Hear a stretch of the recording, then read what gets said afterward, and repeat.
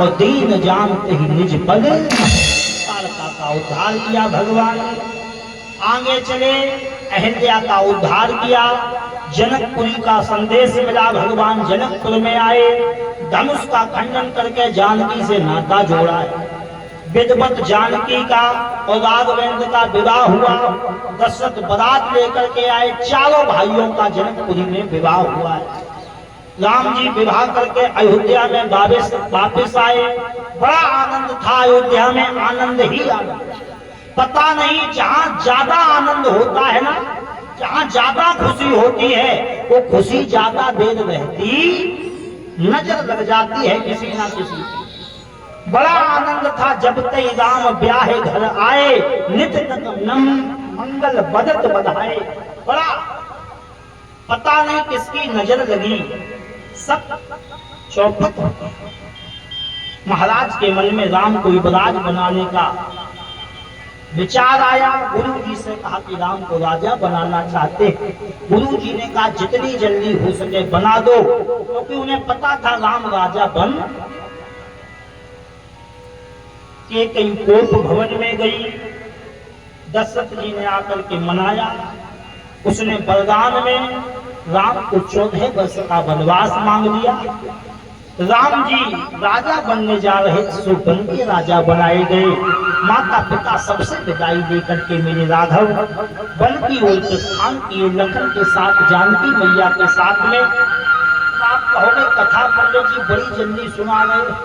अब कथा तो भागवत में, राम कथा तो ऐसे ही है जैसे हम सुनते, क्योंकि रास्ता लंबा है, समय कम है, तो हमें पूरी यात्रा तय करनी है। अभी कन्हैया का भी जन्म की कथा आपको सुनानी है, और हम सही से आपको सुनाएंगे तो भागवत कथा नहीं, फिर राम कथा ही में 2-3 दिन चलेगी। सुनो आप लोग ध्यान से, समझ में आता रहेगा क्या कहना चाह रहे हैं। आइए, राम जी आए हैं, तमसा नदी के निकट निवास किए। दूसरे निवास शंखबेरपुर में निषाद के यहाँ राम जी ने सुबह उठकर बट दूध से चटाएं बनाई हैं। सुमंत ने कहा चलोगे नहीं? पिता ने कहा था कि वन दिखाते लौटा। राम जी ने कहा नहीं जाएंगे, पिता के वचनों का पालन करेंगे। बरबस राम सुमंत पठाए, सुमंत को विदा किया और आप चले सो संत आए। भगवान राम गंगा जी के पास आए हैं, केवट से नाव मांगी है, नाव पे बैठ करके उस पार हुए। भगवान आगे बढ़े हैं, वाल्मीकि मुनि से मिलते हुए चित्रकूट में भगवान निवास। चित्रकूट में इधर दशरथ जी का मरण हुआ, भरत जी आए हैं, दशरथ का अंतिम संस्कार किया गया। गुरु जी ने कहा भरत राजा बनो, तो भरत ने कहा कि मेरे मन में एक ही इच्छा है कि हम राम जी को मनाने के लिए जाएंगे, क्योंकि राज उन्हीं का है और मुझे कुछ भी नहीं चाहिए। राम जी का राज उन्हें ही से हम चलेंगे मनाने के लिए। भरत भैया को मनाने चित्रकूट में आए। बहुत कहा चलो, राम ने कहा कि हम नहीं वापस जाएंगे, हम पिता के वचनों का पालन। पिता की मृत्यु की खबर मिली तो राम ने एक दिन कुछ भी नहीं खाया, कुछ भी। अपनी चरण पादुका दी है। भरत वापस आए, अयोध्या सिंहासन पर रखा। राम ने सोचा यहाँ कोई ना कोई चित्रकूट में आता रहेगा, तो राम आगे बढ़े। अत्रि मुनि से, अनुसुईया से भेंट हुई। राघव आगे बढ़कर पंचवटी में निवास किए हैं। वहां शूर्पणखा आई, लखन के द्वारा नाक कान काट लिए गए और यहीं से चुनौती दे दी मानो रावण से युद्ध की। खलभूषण को मारा। खलभूषण के मरने के बाद रावण ने जानकी का हरण किया। हरण करने के बाद में अशोक वाटिका में स्थापित किया। सुग्रीव से मित्रता हुई है। मेरे राम ने हनुमान से मित्रता करके जानकी का पता लगवाया। लंका का दहन हुआ है और कई राक्षसों का वध किया मेरे राघव ने। कुंभकर्ण आया उद्धार कर दिया, अहिरावण आया तरण कर दिया, मेघनाथ का उद्धार किया। और अंत में परिणाम ये हुआ जब रावण के पाप का घड़ा भरा तो राम जी ने उसका भी तरण उद्धार कर दिया है। विभीषण को राजा बना करके मेरे राम जानकी को लेकर के वापस अयोध्या, और जब अयोध्या में आए हैं सब पुरवासी बड़े प्रसन्न हुए हैं। फिर अयोध्या में भरत मिलाप हुआ है, सबसे भगवान मिले, सबसे पहले कैकेयी मां से मिले। बंधन कैकेयी रोई कि राघव मैं तुम्हारे लिए कलंकदी हूं, मैंने तुम्हारे साथ अच्छा किया, तुम्हारे साथ गलत करने में सबसे बड़ा हाथ है। राम ने कहा मां अगर तुम मुझे वन ना भेजती तो शायद ये राम वन नहीं पाता, आज तेरे वन भेजने से हम। भरत ने कहा प्रभु राजा आप बनो, सिंहासन आपकी प्रतीक्षा में है। भरत जी ने कहा, गुरु जी ने आकर के राम से कहा कि स्नान करके आओ, वस्त्र पहनो। भरत जी के कहने पर, गुरु जी के कहने पर राम ने स्नान करके वस्त्र राजसी धारण किए हैं, सिंहासन पर बैठे हैं। गुरु जी ने तिलक किया राम जी का, प्रथम तिलक वशिष्ठ मुनि कीना तिलक किया है, और बड़ा आनंद अयोध्या में हुआ है। राजा बने रघुरैया, अभद्र आज बाजे बधैया। रघुरैया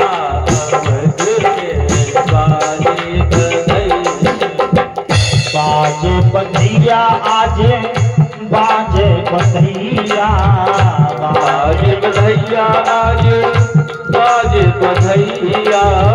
राजा बने रघुरैया, बधे आज बाजे बधैया। रघुरैया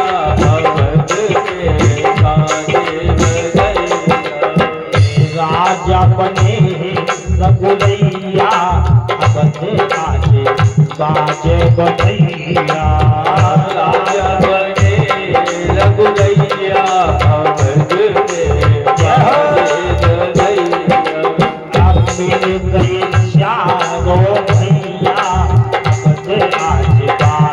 बाजे बधैया। राजा बने रघुरैया, बधे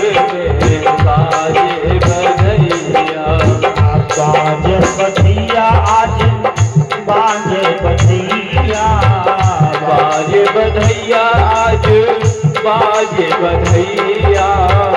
राजा बने रघुरैया, बधे आज बाजे बधैया।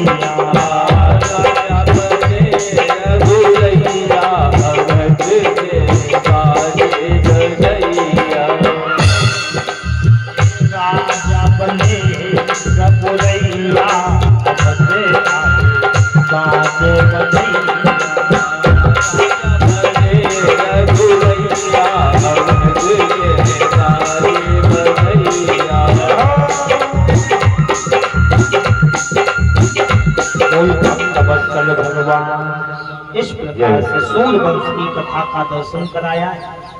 सुखदेव जी कहते राजा परीक्षित अब क्या सुनना चाहोगे, जो बताओ भाई। परीक्षित जी ने कहा महाराज अब आप सब कथा सुना चुके हैं और हमें जिस कथा का इंतजार है वो दर्शन करो। कहते किसका? कहते अब हम सुनना चाहते हैं कि कृष्ण की कथा, कि कृष्ण कब प्रकट हुए, कृष्ण का जन्म कैसे हुआ।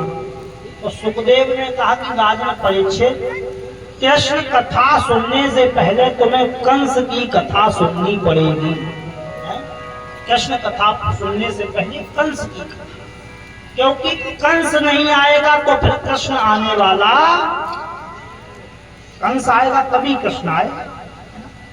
तो पहले कंस। आइए हम आपको चंद्रवंश की कथा सुनाएंगे।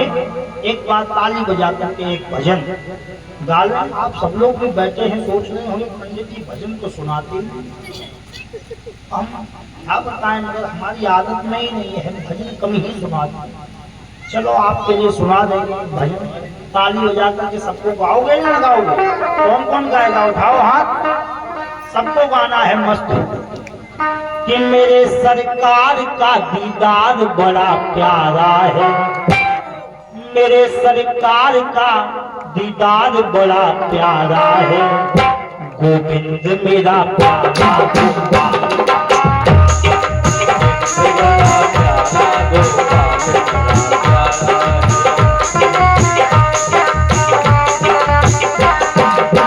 मेरे सरकार का दीदार बड़ा प्यारा है, मेरे सरकार का दीदार बड़ा प्यारा है, गोविंद मेरा प्यारा गोपाल मेरा प्यारा, गोविंद मेरा प्यारा गोपाल मेरा प्यारा।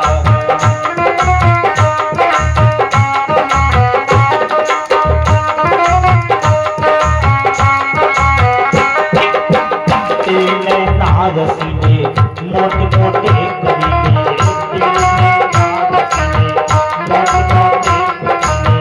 तेरे नारसीने मोटे मोटे करीने, तेरे दरबार से मोटे मोटे कटीले, दिल को छीन लिया तेरी प्यारी हंसी ने, दिल को छीन लिया प्यारी हंसी ने, और प्यारी अखियों में लगा कजरा बड़ा प्यारा है, प्यारी अखियों में लगा कजरा बड़ा प्यारा है, गोविंद मेरा प्यारा गोपाल मेरा प्यारा गोपाल मेरा प्यारा।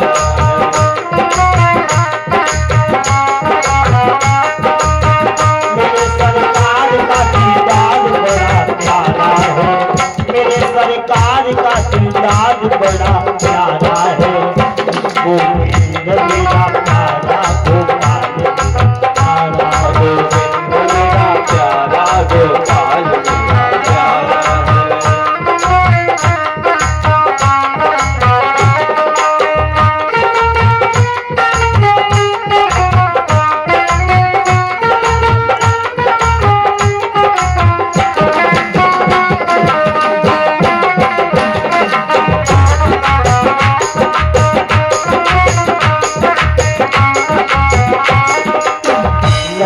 लूट लिया जिगर ने घायल किया, लटों ने लूट लिया, जिगर ने घायल किया, लटों ने लूट लिया जिगर ने घायल किया, लबों ने लूट लिया, जिगर ने घायल किया, तेरी प्यारी अदा ने हमें पागल किया, प्यारी प्यारी छवि ने मुझे पागल किया, तेरी प्यारी अदा ने हमें पागल किया, तेरी प्यारी अदा ने हमें पागल किया। और मेरे सीने में तेरा दर्द बड़ा प्यारा है, मेरे सीने में तेरा दर्द बड़ा प्यारा है, गोविंद बड़ा प्यारा गोपाल बड़ा प्यारा है, बड़ा प्यारा गोपाल मेरा प्यारा है।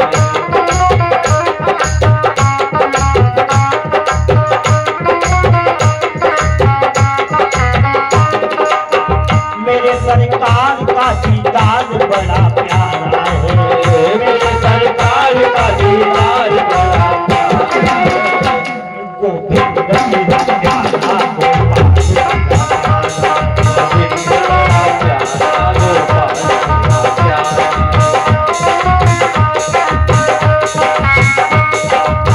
मेरे सरकार का दीदार बड़ा प्यारा है, मेरे सरकार का दीदार बड़ा प्यारा है, गोविंद मेरा प्यारा गोविंद बड़ा प्यारा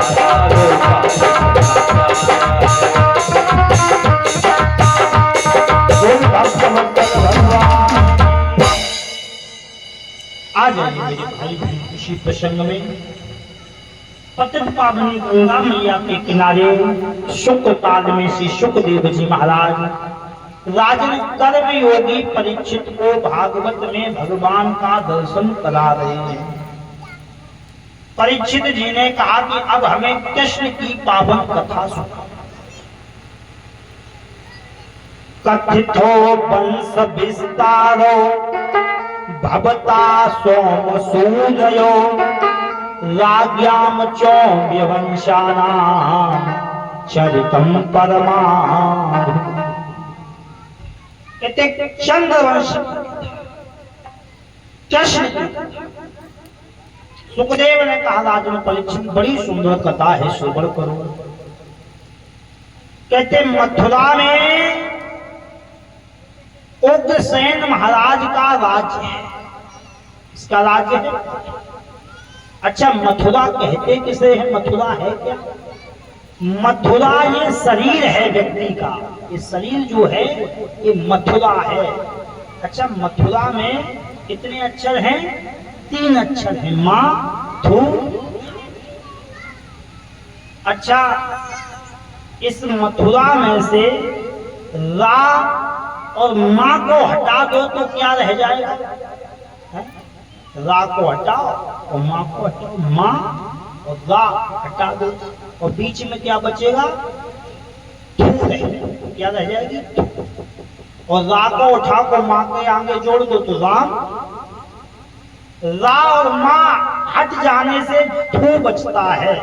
तो ये मथुरा रूपी शरीर है और आत्मा रूपी इसमें राम समाया, और इसमें से अगर राम निकल जाए तो फिर क्या रह जाएगा? कुछ नहीं रह जाएगा, डब्बा खाली खाली। तो मथुरा का राज्य है। उग्रसेन महाराज जो है वो जीव है और इनके एक पत्नी है जिसका नाम पवन रेखा है। पवन रेखा किसे कहते हैं? पवन माने श्वास या हवा और रेखा माने लकीर। श्वास की लकीर कौन है? पवन रेखा।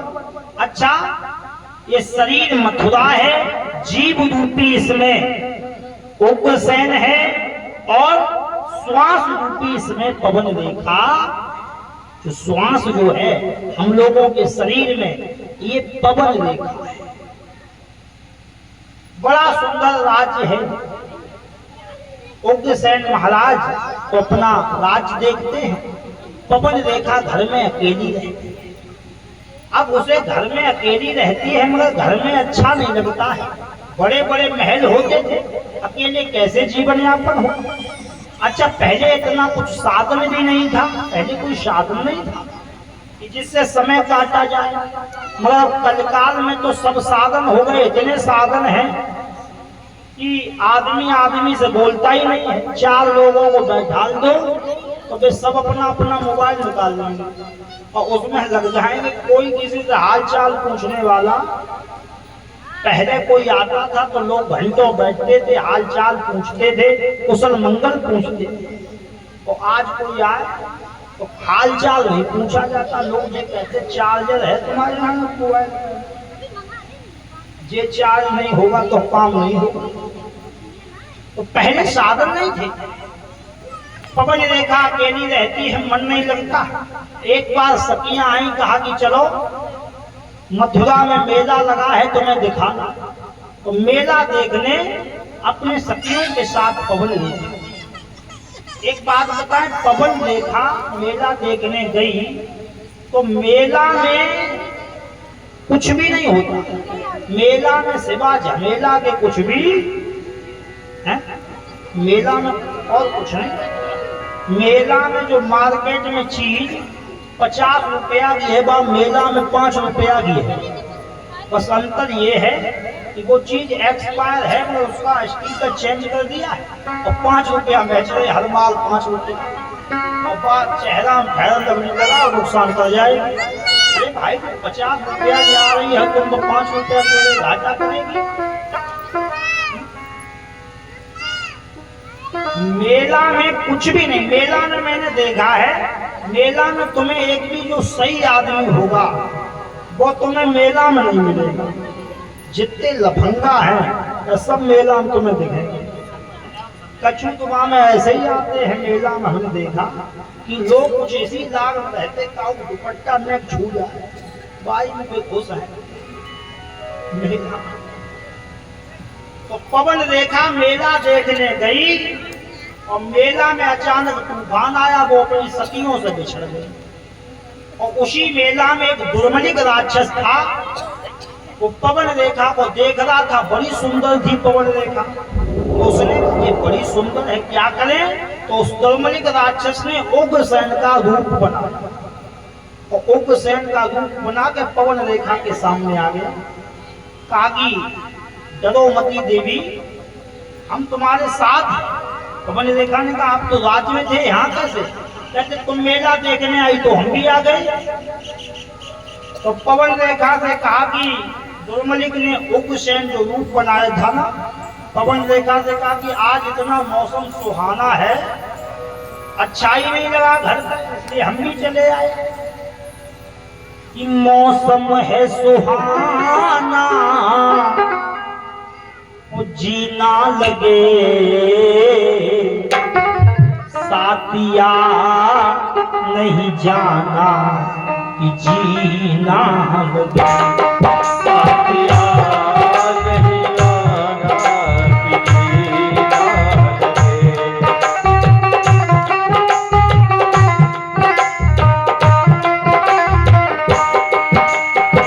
मौसम है सुहाना, मौसम है सुहाना, जीना लगे, साथिया नहीं जाना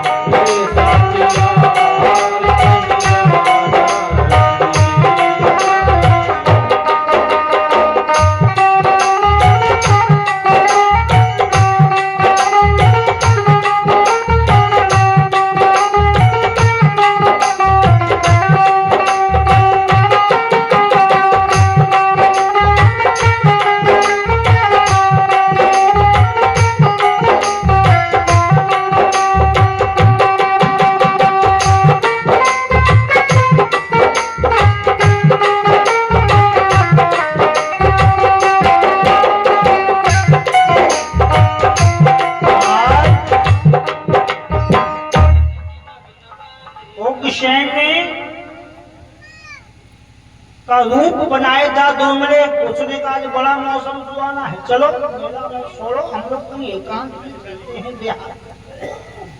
आज पवन रेखा की सुंदरता को देख करके उस दुर्मलिक राक्षस ने पवन रेखा के साथ में छेड़ा, उसके पतिव्रता धर्म को नष्ट किया और अपने रूप में आ गया, ठटाका मार के हंसने लगा।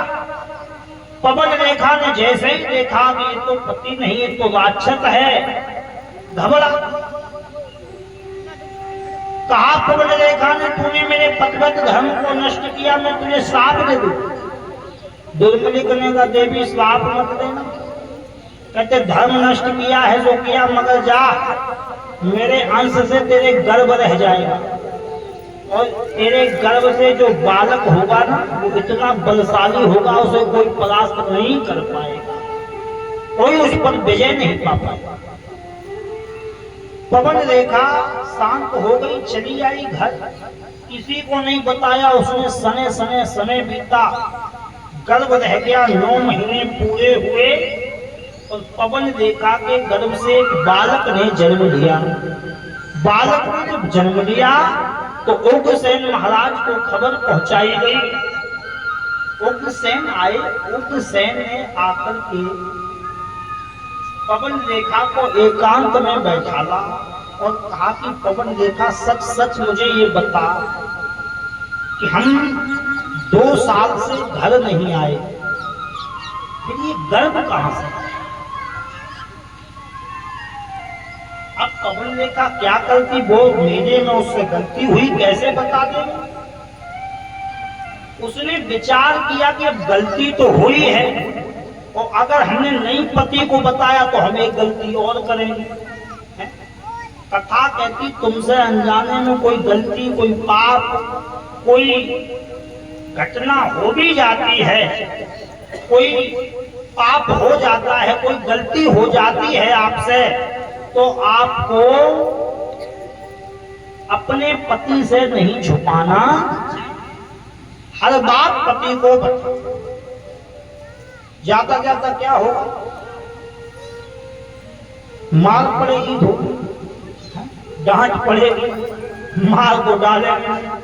गलती हो जाए तो पति से नहीं छुपाना, और पति को भी चाहिए, अगर पत्नी अपनी गलती मान रही है तो पति को समझ के उसे क्षमा कर देना चाहिए, और उससे कहना चाहिए कि ये गलती हुई है सो आज ठीक है, मगर इसके बाद नहीं होनी चाहिए, क्षमा। पवन रेखा ने कहा गलती तो हो गई है, अगर नहीं बताएंगे दूसरी गलती हो जाएगी। तो पवन रेखा ने कहा कि हम ऐसे ऐसे मेला देखने गई, वहां एक राक्षस दुर्मिनिक ने मेरे साथ छल कर दिया, उसी का ये गर्भ है, गर्भ हत्या करना महापाप है, इसलिए मैंने गर्भ को पाला और जन्म। पवन रेखा ने जब कहा तो उग्रसेन बड़े विद्वान थे, होशियार थे, उन्होंने कहा कि अगर घर की बात घर में रहेगी तो अच्छा है, और घर की बात अगर बाहर हो गई तो फिर इसे समेटना मुश्किल। सुनिए एक बात, ये कथा से सीख लेनी चाहिए कि घर में कुछ भी हो, मगर घर की बात घर में ही रहनी, घर की बात घर में रहे तो अच्छा है। घर की बात को बाहर फैलाना तो सरल है, मगर फैल जाए फिर उसे समेटना बहुत कठिन है। इसलिए घर की बात घर में रहनी, घर में। उग्रसेन विद्वान थे, उग्रसेन ने कहा तू किसी से कहना मत, हम किसी से नहीं कहेंगे, पुत्र ये हमारा। उग्रसेन ने ब्राह्मण को बुलाया पुत्र का नामकरण करने के लिए, समय पूछा, उग्रसेन महाराज ने रानी से पूछ के समय बताया, ब्राह्मणों ने समय डाल करके कुंडली बनाई, तो अष्ट चक्र बनाया है, तो हर गिलहा नीच योनि में था। कुंडली बनाई, गणित लगाया, नीचे लिख के रख दिया, कहा कि महाराज एक बात कहें, आपको बुरा ना लगे तो। कहते क्या? कहते कुंडली कह रही है हमारे गणित के अनुसार, आप मानो या ना मानो, मगर ये पुत्र आपका नहीं है। अब उग्रसेन क्या करते? वो तो सच्चाई थी। उग्रसेन ने महाराज से अकेले में कहा महाराज ये बात सही है, पुत्र हमारा, मगर ये बात किसी से कहना नहीं, दक्षिणा हम तुम्हें दुगुनी देंगे। अब हमारे यहाँ है तो हमारा है।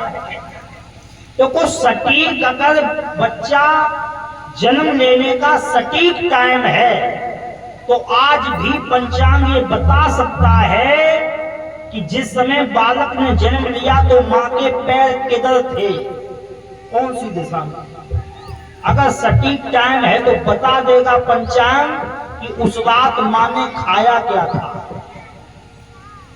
एक एक चीज ज्योतिष बताता है, अगर टाइम सटीक है, यही ज्योतिष है।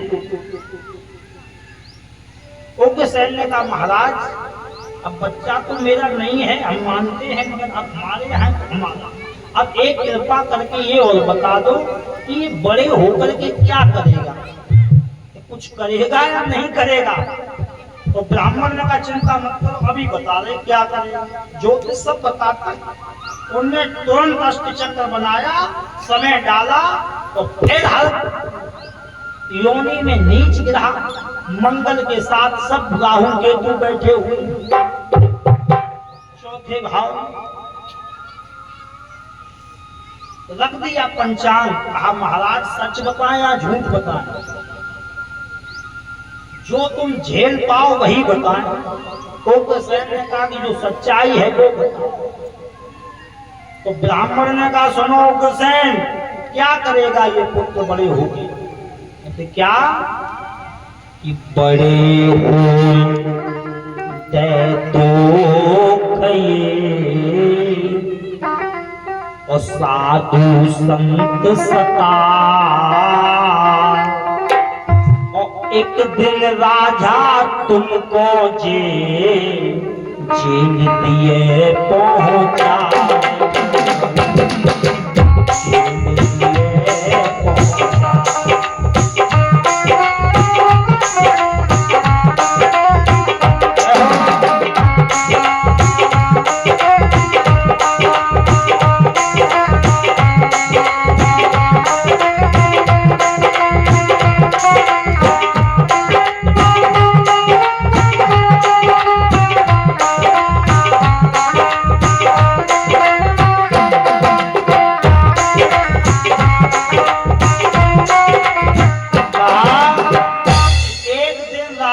तुमको जेल में पहुंचा देगा। कुंडली कह रही है, हम नहीं कहते। अब उग्रसेन ने सुना, बड़ी चिंतित, दक्षिणा दी, कहा कि ले जाओ भाई, जाओ। अब रानी से कहा आकर के कि रानी, इसकी कुंडली कह रही है कि बड़े होकर के ये जेल में डाल देगा, साधु संतों को सताएगा। तो अभी अभी तो ये पैदा हुआ है, और देखो अगर दीवार में कहीं, दीवार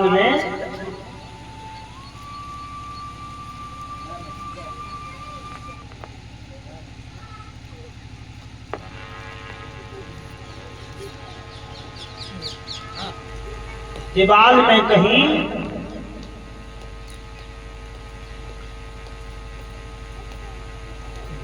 पीपल का पौधा उगाए, दीवार में कहीं पीपल निकल आए, तो उसे छोटे पे ही अगर तुम उखाड़ के फेंक दो तो उसका कोई दोष, ध्यान से सुनो, छोटे पे पीपल को उखाड़ के फेंक दो कोई दोष नहीं, और बड़े पे उखाड़ोगे तो पाप लगेगा, और नहीं उखाड़ोगे तो जवाल चटका देगा, फिर कष्ट ही कष्ट है। तो उग्रसेन ने कही अभी तुझे पैदा ही हुआ है, और पता लग गया है कि जब ये जेल में पहुंचा देगा तो इसे क्यों रखे, खत्म कर। रानी ने कहा देखो भाई, हमने 9 महीने से कोख में पाला है, हम इसे मारेंगे। तो उग्रसेन ने कहा मारेगी नहीं तो एक काम कर, इसे कांच की टोकरी में कपड़े में लिपेट करके और यमुना जी में बहा देती है। सुनिए, बड़ी सुंदर। उग्रसेन ने कांच की टोकरी में रखा, कपड़े में लपेटा, नारा भी नहीं कटा है, भुजा पर उसका नाम कंस लिख दिया, भुजा पर कंस, और यमुना में बहा दिया। दोनों पति पत्नी आंख में आंसू बहाते रह गए। यमुना में बहा दिया है। आज मेरे भाई बहन, जब यमुना में बहा दिया, घर लौट आए, और इधर वो टोकरी बहते बहते बहते बहते कहाँ पहुंची है, बटेश्वर। कहाँ पर पहुंची, बटेश्वर के राजा सूरसेन थे, जिनके यहाँ कोई संतान नहीं थी, और सूरसेन महाराज रोज नियम से यमुना के स्नान करते थे, और वो यमुना मैया से नित्य कहते थे कि हमें एक बेटा चाहिए, हमें एक बेटा चाहिए। तो नियम था उनका, 5 बजे रोज स्नान करते। देखो जो नियम करो वो नियम से करो। अगर पूजा करते हो तो अगर 5 बजे पूजा करते हो तो नित्य 5 बजे ही पूजा करनी, क्योंकि जैसी आप आदत लगाओगे ना भगवान को पता रहता है कि ये 5 बजे मंदिर में आएगा, तो भगवान तुमसे पहले वहां आएंगे। भगवान को भी इंतजार रहता है कि 5 बजे आएगा, और तुम 5 बजे 2 दिन आओ, और फिर एक दिन 12 बजे। भगवान भी इंतजार करते करते पागल हो जाएंगे, तो कहेंगे बेकार है। नियम 5 बजे स्नान करते थे। तो आज मेरे भाई बहन, सूरसेन स्नान करके निकले, तब तक देखा एक टोकरी बहती चली जा रही है। तो सूरसेन ने वो टोकरी को झट से निकाल कर किनारे लाए हैं, तो कपड़ा हटाया तो उसमें एक पुत्र थी, एक बालक था। बड़े प्रसन्न हुए कि हे यमुना मैया, तूने मेरी सुन ली, मुझे एक पुत्र। पुत्र को लेकर घर आए। बड़ा आनंद बनाया गया है कि यमुना मैया ने हमें पुत्र दिए। बड़े आनंद में नित्य, मगर फिर भी सूरसेन ने स्नान करना नहीं बंद किया। नित्य प्रार्थना करते रहे कि मैया तूने मेरी सुनी। सने सने समय बीता। वो पुत्र जो धीरे धीरे बड़ा हुआ, 5 वर्ष का हुआ है, बड़ा प्रेम करते हैं सूरसेन महाराज। उसे बड़ा कंस नाम रख दिया उसका। भुजा पर लिखा था कंस, तो कंस कंस उसे कहने लगे। शने शने समय बीता, 5 वर्ष का कंस हुआ। अभी तक तो घर में अकेला था, मगर यमुना मैया ने क्या हो रहा है भाई, क्या हो रहा है? ये लीड ना कर रही, कोई और है।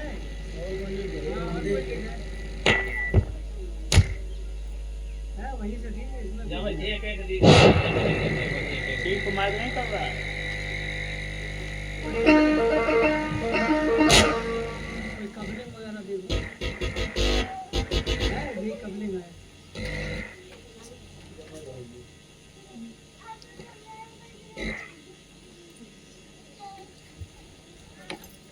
कपलिंग वगैरह सभी इधर की उधर चलते। अल्लाह अर्गन लगा दे रही।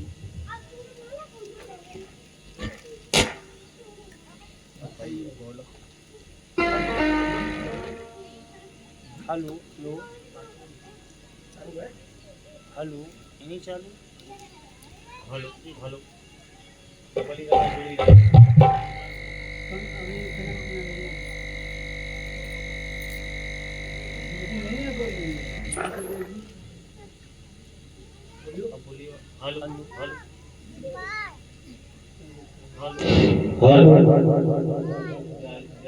हेलो हेलो जय श्री राधे। नारायण नारायण नारायण जय श्री राधे।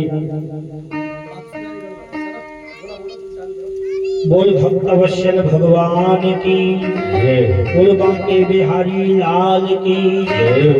आ जाइए। सने सने समय बीता, तो यमुना मैया ने कृपा और कर दी सूरसेन पर।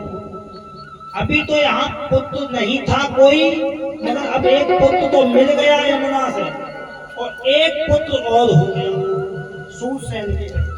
अब तो बड़ी खुशी का माहौल, बड़ी प्रसन्नता। जो दूसरा पुत्र हुआ तो ब्राह्मण ने उसका नामकरण किया और कहा कि सूरसेन, इस पुत्र का नाम वसुदेव पड़ेगा। दुनिया इन्हें वसुदेव के नाम से। अब कंस 5 वर्ष का है और वसुदेव 5 महीने के। मगर जब से वसुदेव आए हैं तो कंस से प्रेम कुछ कम हो गया। माँ जो रोज नित्य प्रेम से खाना देती थी कंस को, आज अपना पुत्र हो गया तो वो वसुदेव को ज्यादा प्रेम करने लगी और कंस को कम। कंस ने कहा जब से जे आया तब से हमारा प्रेम बट गया। माँ हमसे बोलती नहीं, हमें प्रेम से खाना भी नहीं खिलाती, और दूसरी बात ये, इसने कभी हमें अपने स्तन भी पान नहीं कराए, इसे स्तन भी पिलाती है, तो ये इससे प्रेम ज्यादा करती है। कंस ने कहा बड़ा अजीब है। कंस ने कहा क्या करें, इसने मेरा प्रेम बांट लिया। कंस ने कहा कुछ ऐसा करें, ना रहे बांस ना बजे। क्या कंस ने एक दिन 2 वर्ष के हैं वसुदेव छोटे से, कहा कि चलो भैया तुम्हें स्नान में कराने ले चले। छोटे से वसुदेव बोल भी नहीं पाते, कहते भैया हम जल में नहीं जाएंगे, हमें डर लगता है, हम नहीं। कंस ने कहा भैया बड़ा जिंदा है तो फिर डरने की क्या बात है, चल। जबरदस्ती वसुदेव को ले गया यमुना में। अब वसुदेव ने कहा भैया हमें किनारे स्नान कर लेंगे, अंदर नहीं। कंस ने कहा किनारे नहीं, अंदर किया जाता है स्नान। कहते हमें जल से बहुत डर लगता, हम नहीं जाएंगे। कंस ने कहा जब तक बड़ा भैया है तब तक डरने की कोई बात नहीं है, चल। जबरदस्ती वसुदेव को अंदर ले आया, बीच में कंठ तक। क्या किया इसने, आज एक हाथ सर पे रखा है, सर पे रखा हाथ है मटका दिया लगा, धक्का दे वसुदेव को जल में दिया डूबा, जल में दिया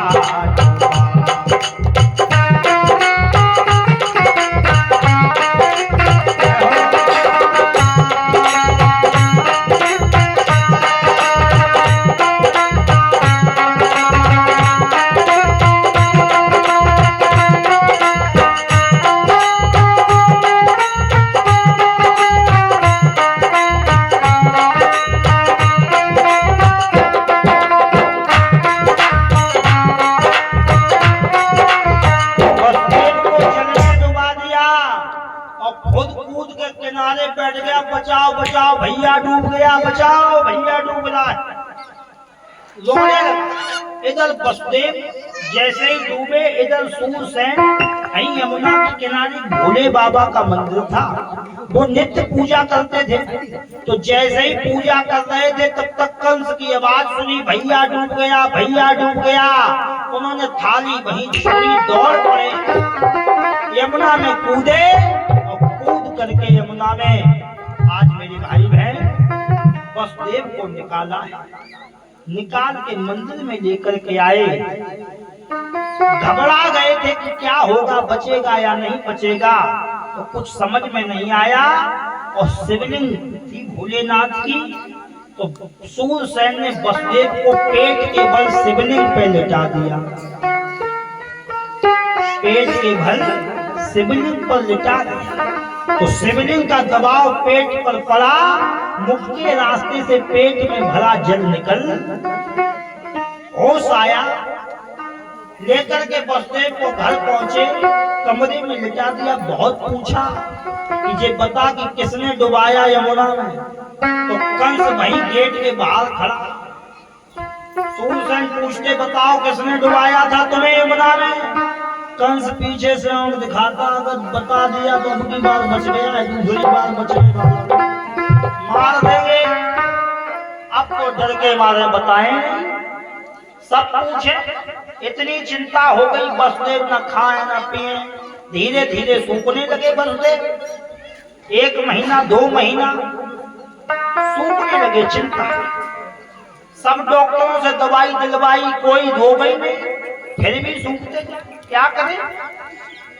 एक दिन गुरुजी आए, गुरुजी से कहा कि गुरुदेव पता नहीं वसुदेव को क्या कष्ट है, ना कुछ खाते हैं, ना बोलते हैं, ना किसी से बात करते हैं, पता नहीं, मन ही मन चिंतित। गुरुजी ने कहा कि हम देखते हैं।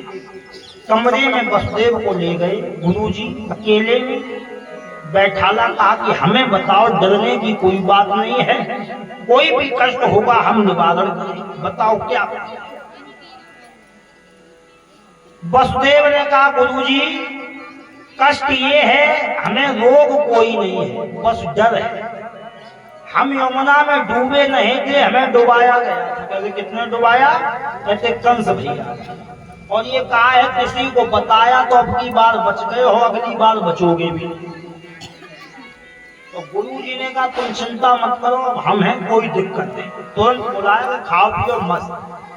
सूरसेन को बुलाया, कहते यहाँ आओ, तुम्हारे पुत्र की मर्ज को पता लगा लिया, मर्ज को पता लगा लिया है। तो क्या? कहते सुनो, ये वसुदेव यमुना में डूबा नहीं था, इसे डुबाया गया था। कहते किसने डुबाया? कहते कंस। उसने कहा किसी को बताया तो अब की बार बचेगा भी नहीं। सूरसेन ने कहा अच्छा ऐसी बात? कहते चिंता मत करो, हम देखेंगे कंस। बुलाया सूरसेन ने कंस को यहाँ। कहते तूने वसुदेव को यमुना में क्यों डुबाया? कंस नहीं बोला। फिर पूछा बताएगा नहीं क्यों डुबाया, बोल। 2-3 बार कहा तो कंस ने हाथ ऊपर करे। कंस ने कहा हमने डुबाया, क्या करोगे बताओ। डुबाया हमने, क्या करोगे? कहते इसलिए डुबाया, अब की बार बच गया, अब की बार डुबाएंगे तो कोई नहीं बचा पाएगा, भगवान भी आ जाए तब भी। कहते डुबाया क्यों इसे? कहते इसलिए डुबाया क्योंकि जब से जे आया है तब से इसने हमारा प्रेम बांट लिया। पहले हम माँ के पास लेटते थे और जब से जय आया हम लेट नहीं पाते, ये लेट जाते। पहले माँ हमसे खाना प्रेम से खिलाती थी, जब से जय आ गया वो खाना तक की नहीं पूछती। और दूसरी बात, इतना अन्याय माँ ने मेरे साथ किया, इसे मैं देखता हूँ रोज दूध पिलाती है और कभी माँ ने हमें आंचल में छुपा के दूध नहीं पिलाया। और मेरे भाई बहन, माँ के दूध के जैसी आज तक कोई भी मिठाई बनी नहीं है। माँ के दूध में वो ताकत है कि पहले के लोग जो थे ना 5-5 साल तक अम्मा का दूध पीते थे, तो इतनी ताकत थी, दीवार में लात मारे तो दीवार गिर जाए, हिल जाती थी दीवार। मगर आजकल तो दूध पीते ही नहीं है बेटा, आजकल तो बोतल पीता है। जैसे बच्चा रोया, अम्मी मम्मा ने कही ले बेटा ये बोतल है मुंह में लगा। पहला छोटी बोतल, फिर नेक बड़ा हुआ, फिर बड़ी बोतल, पूरी जीवन भर बोतल में ही समय बीत गया। पहले छोटी बोतल, फिर बड़ा हुआ बड़ी वाली बोतल। बोतल तो बोतल। बच्चे को कभी भी बोतल से दूध नहीं पिलाना चाहिए, कभी भी। बच्चा जब रोए तो उसे कटोरी में दूध लो, चम्मच से पिलाओ। सुनिए आप, चम्मच से दूध पिलाना चाहिए, कभी भी बोतल से दूध नहीं देना चाहिए।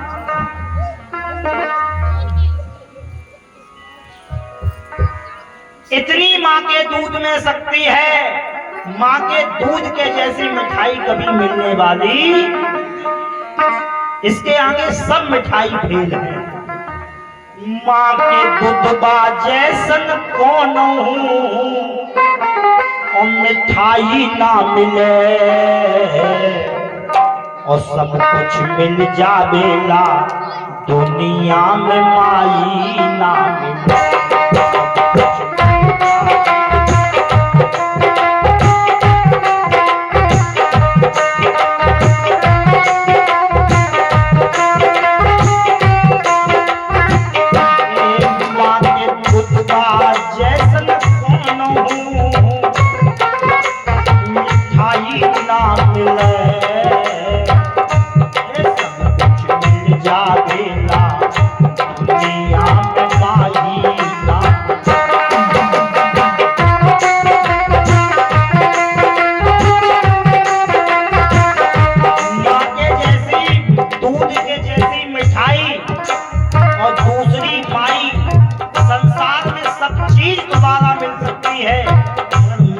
दोबारा मिलने वाली माँ के जैसा कोई हो भी नहीं सकता। ऐसा दुनिया में ना कोई पूजा पेट मिले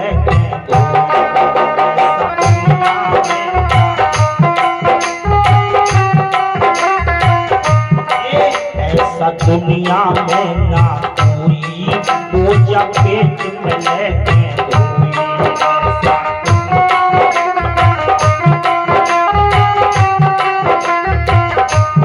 दुख में तन को ना घबराए, संकट हंस के सहती जाए।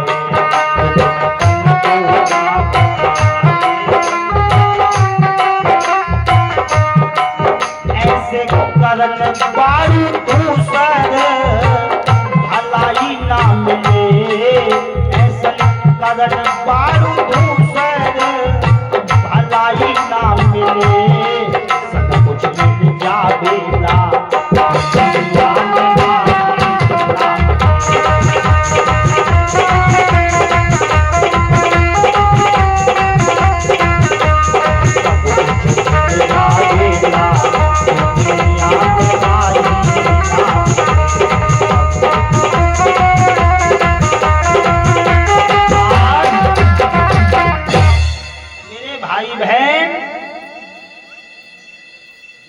माई दोबारा मिलने वाली नहीं। माँ के दूध के जैसी मिठाई कहीं संसार में मिले तो कंस ने कहा इसने कभी भी हमें आंचल में छुपा के दूध नहीं दिया। सूरसेन सुन रहे थे, जब क्रोध नहीं शांत हुआ तो सूरसेन ने कहा कि तू ये बता, माँ तुझे दूध कहां से पिलाती जब तू पैदा ही नहीं हुआ? तो माँ के स्तन में दूध कहां से आएगा? बालक जब पैदा होगा तभी तो माँ के स्तन में दूध आएगा। जब तू पैदा ही नहीं हुआ तो वो तुझे दूध पिलाती कहां से? कंस ने कहा पैदा नहीं हुआ? सूरसेन ने कहा हाँ, तू मेरा पुत्र नहीं है, तू हमें यमुना में मिला। अब तो कंस का हृदय टूट गया, आंख से आंसू नहीं। कंस ने कहा कि पिताजी, जब हम आपके पुत्र ही नहीं हैं तो मेरा हक कैसा? बहुत बहुत आपका धन्यवाद कि इतने दिन आपने मुझे पाला पोसा बड़ा किया। कौन करता है इतना? कहते क्षमा कर दो, हमसे गलती हो गई। वसुदेव को हृदय से लगा लिया और वसुदेव से कहा कि मैं तेरा बड़ा भाई हूं, तू चिंता मत करना। कहा कि पिताजी अब हम यहाँ नहीं रहेंगे, अब हम जा रहे हैं। सूरसेन ने कहा कहाँ जाएगा? कहते जहां ले चलेंगे भगवान, जहां जाएगी मेरी किस्मत वहां में। वसुदेव से कहा तू चिंता मत करना, तेरे विवाह की जिम्मेदारी मेरी है, तेरा विवाह हम करेंगे। और इतना कहकर के कंस वहां से पिता को प्रणाम किया और चल गया। यमुना के किनारे आया, उसी शिव मंदिर में बैठ करके उसने पहले भोलेनाथ की तपस्या की। भोलेनाथ को याद किया है, ओम नमः शिवाय, ओम नमः शिवाय, ओम। कंस की तपस्या से बाबा पार्वती के साथ में प्रकट हुए। कहा कि कंस नेत्र खोलो, हम तुम्हारी तपस्या से प्रसन्न है बलदान। कंस ने नेत्र खोले तो बाबा के चरणों को पकड़ लिया कि बाबा आप अगर हमारी तपस्या से प्रसन्न हैं तो हमें अमर कर दीजिए। भोलेनाथ ने कहा अमर कोई नहीं हो सकता, आया है उसे जाना, कुछ और मांगे। तो कंस ने कहा कि अगर अमर नहीं हो सकते तो एक वरदान दे दो। तो क्या? कहते कुछ अधिक नहीं बस इतना दो। कहते कुछ ज्यादा नहीं बस इतना दे दो कि आप हमें अपनी कृपा से 10,000 हाथियों का बल दे दीजिए। कितने हाथियों का? 10,000 हाथियों का बल कंस ने मांगा भोलेनाथ से। बाबा ने जैसे ही सुना, बाबा ने कहा तथास्तु, दिया। कंस ने कहा गलती हो गई, इनने तो एक ही झटके में दिया, अगर ज्यादा मांगते तो वो भी मिल जाता। क्या करें? उन्होंने कहा चूक गया, मैं तो मांग ले। तब तक उसकी नजर पार्वती मैया पे गई, सामने खड़ी। कंस ने बाबा के पैर छोड़े, कहा अब तो ये किसी काम के नहीं, ये तो दे चुके। उसने पार्वती के चरण पकड़ लिए, कहा कि मैया तू मेरी माँ है या नहीं है? पार्वती ने कहा क्यों नहीं, तू मेरा बेटा है, मैं तेरी माँ हूँ। कहते तो पिता ने दिया है, तू नहीं देगी मुझे कुछ? पार्वती ने कहा क्या चाहिए? कहते तू जो मांगे क्या चल वही दूंगी, मांग ले क्या चाहिए? तो कंस ने कहा कि माँ कुछ ज्यादा नहीं, कुछ अधिक नहीं, माँ इतना दे दो और जितना बाबा ने दिया उतना तुम दे। कहा कि जितना बाबा ने दिया है 10,000 हाथियों का बल, उतना ही तुम दे दो, 10,000 हाथियों का। पार्वती ने कहा तथास्तु। पार्वती ने दे दिया। अब कंस के पास 20,000 हाथियों का बल हो गया, ताकत भी आ गई।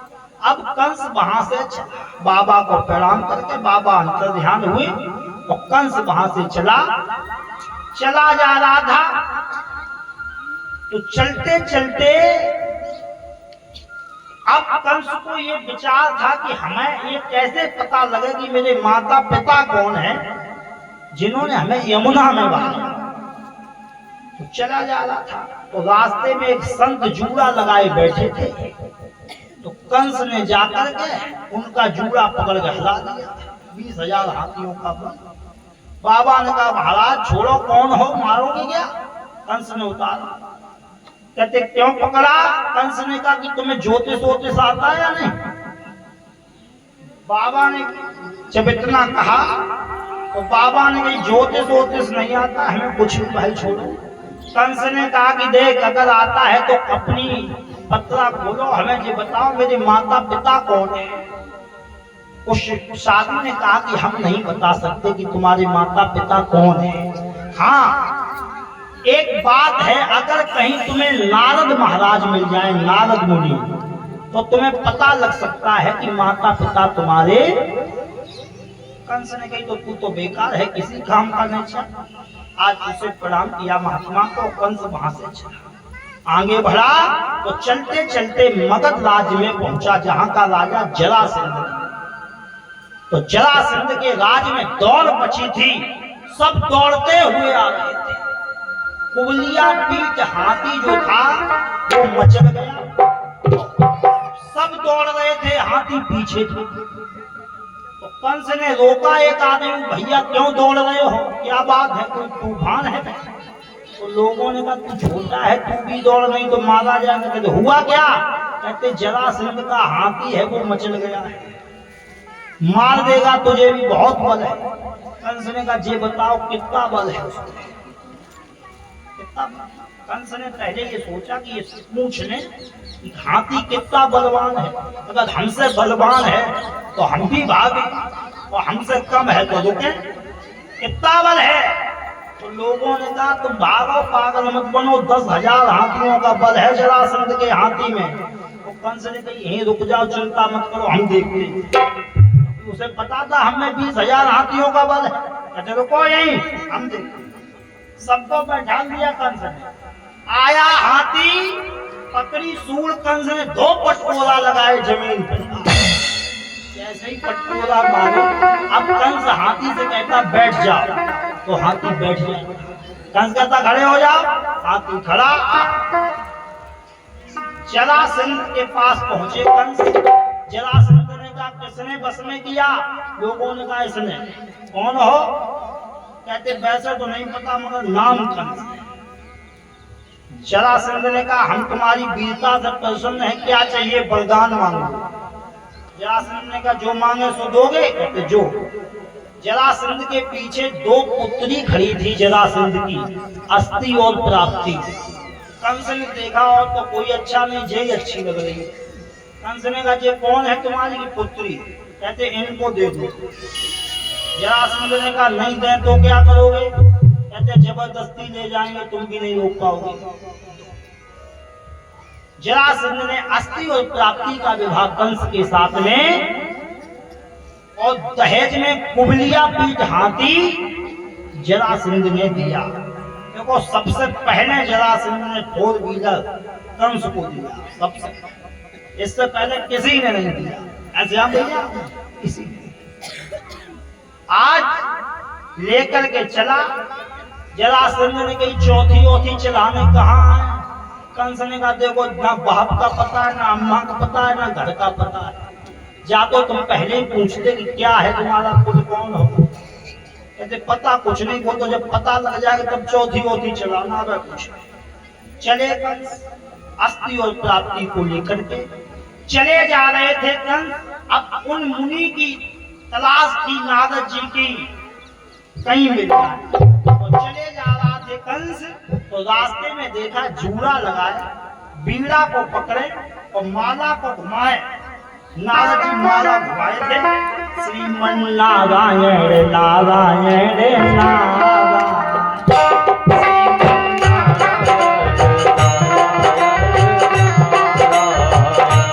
भजमन नारायण नारायण नारायण।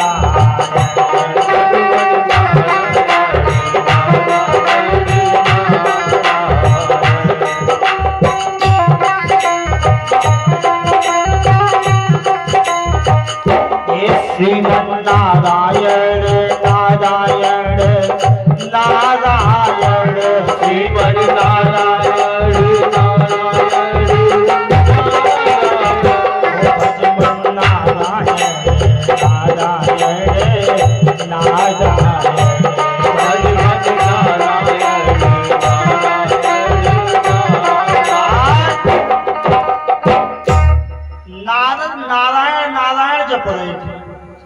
जप रहे थे। आज कंस ने देखा नारायण नारायण जप रहे, जय तो नारद नहीं है। तो कंस ने जैसे ही पहुंचे पास में प्रणाम किया, पूछा कि महाराज आप कौन हैं? तो नारद जी तो अपने ताव में रहते थे हमेशा। नारद ने की जो कोई अजनबी है ऐसे कमजोर क्यों बताओ। कुछ लोगों की आदत होती है कि कहीं जाएं तो अपने आप को बड़ा चढ़ा के बताते, ऐसी आदत नहीं नारद की। नारद ने कहीं कमजोर नहीं बताना चाहिए। नारद ने कि तुम्हें नहीं पता हम कौन है? कहते हमें दुनिया श्री श्री 1008 जगत के रचयिता, जगत के सृष्टि करता ब्रह्मा जी महाराज जो स्वयं ब्रह्म हैं, हम उनके पुत्र नारायण के भक्त, नारायण के शिष्य देवर्षि नारद हैं। कितना बढ़ा चढ़ा के नाम बताया। बताते तो ऐसे ही बता देते हमारा नाम नारद है ना। सृष्टि के रचयिता, नारायण के शिष्य देवर्षि नारद, दुनिया हमें नारद के नाम से जानती। कंस ने इतनी सुन पाई, दुनिया हमें नारद के नाम से जानती है। और बस इतने सुन के इतना मौका भी नहीं दिया, कंस ने जूड़ा पकड़ दिया, लटका दिया। नारद ने भैया लटकाए क्यों हो? कंस ने कहा जल्दी अपने पापा को फोन लगाओ, जल्दी लगा, पूछो कि ये कंस किसका पुत्र है। नारद लटके थे, लटके ही लटके फोन निकाला, लगा दिया पिताजी को। घंटी गई, हैंड फ्री हो गई। ब्रह्मा ने उठाया फोन, नारद ने की हेलो, ब्रह्मा ने हेलो। नारद ने से ब्रह्मा ने पूछा बेटा कैसे हो? नारद ने कही कुछ मत पूछो, जा समय लटके हैं। लटके हैं? कहते लटके क्यों हो? कहते तुम ज्यादा प्रश्न ना करो, का और सा नाम की फाइल निकालो और खोल के देखो कंस किसका पुत्र है। ब्रह्मा ने की तुरंत शीघ्रता से फाइल निकाली, का और सा मिलाया। उन्हें सुनो, नारद ने फोन हैंड फ्री किया, सुन। कहते का और सा नाम की फाइल कंस मथुरा के राजा उग्रसेन के यहाँ पवन रेखा से पैदा हुआ। धोखे से पवन रेखा मेला देखने गई तो उसके साथ धूमलिक राक्षस ने छल कर दिया, पवन रेखा के गर्भ रह गया और उसके ही अंश के द्वारा ये कंस पैदा। ब्राह्मणों ने बताया बड़ा होकर ये साधु संत सताएगा, माता पिता को जेल में डाल देगा। तो उग्रसेन ने टोकरी में रख के कपड़े में लपेट के यमुना में फोन काट दिया नारद ने। कंस से कहा बेटा अब तो उतार दो नीचे, लटकाए रहेगा। कंस ने उतारा नीचे, कहा क्षमा करो, आज से आप हमारे गुरु, आपने हमारी सहायता करी, आप हमारे गुरु। और अब अभी तो कुछ दक्षिणा नहीं है, मगर कल हमें दक्षिणा तुम्हें देंगे, क्योंकि अब थोड़ा ही समय है, हम राजा बन जाएंगे और तुम कल आ जाना दरबार, तब देखेंगे। प्रणाम करके कंस वहां से चला और सीधा मथुरा में पहुंचा। और जहां मथुरा में उग्रसेन महाराज के यहाँ चुनाव हो रहा था, सब प्रजा बैठी थी और सूरसेन उग्रसेन निर्विरोध खड़े थे, कोई उनके विरोध में नहीं था।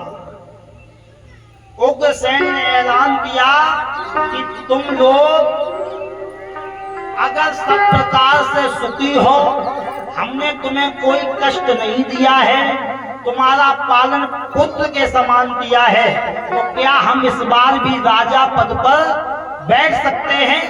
हम यहाँ के अध्यक्ष बन सकते हैं, यहाँ के राजा बन सकते हैं? तो मेरे भाई बहन कोई नहीं हाथ उठाने वाला। तो कंस वहीं था, किसी ने नहीं उठाया तो कंस ने उठाए दोनों हाथ। उग्रसेन ने कहा आज तक कोई हमारे खिलाफ हाथ उठाने वाला ही नहीं हुआ, ये कौन है? मंत्री से कहा बुला। आया कंस ने आकर पैर छुए बड़े प्यार से, कहा कि महाराज हम आपके विरोध में नहीं है, मैं क्षमा करना गलती हो गई, हाथ उठा, बस हम आपसे 3 प्रश्न करेंगे और कुछ नहीं, आप निर्विरोध राजा चुने जाएंगे, हमें कोई कष्ट नहीं। 3 प्रश्न। कहते क्या? कहते पहला प्रश्न महाराज आप हमें देंगे। कहते ये बताओ कि कोई स्त्री मेला देखने जाए और वहां धोखे से कोई राक्षस छल उसके साथ में कर दे, उसका गर्भ रह जाए, अब ये बताओ उस स्त्री को क्या करना चाहिए? गर्भ को पालना चाहिए या गर्भ को मार देना चाहिए? क्या करना चाहिए? उग्रसेन ने कही बेटा अब गलती हुई है तो हो गई, धोखे से गर्भ रह गया, मगर गर्भ हत्या महापाप है, गर्भ को मारना नहीं चाहिए, गर्भ का पालन। कंस ने दोनों हाथ से पैर छुए, महाराज बिल्कुल सही उत्तर आपने दिया, दिल गदगद हो गया। दूसरा प्रश्न, कहते मान लो उस स्त्री ने पुत्र को नहीं मारा, गर्भ का पालन किया, समय बीता, पुत्र ने जन्म लिया, पुत्र ने जन्म लिया, राजा आए, राजा को पता लगा, राजा ने ब्राह्मणों को बुला करके कुंडली बनवाई, ब्राह्मणों ने कहा ये बड़े होकर के साधु संतों को सताएगा, माता पिता को जेल में डाल देगा,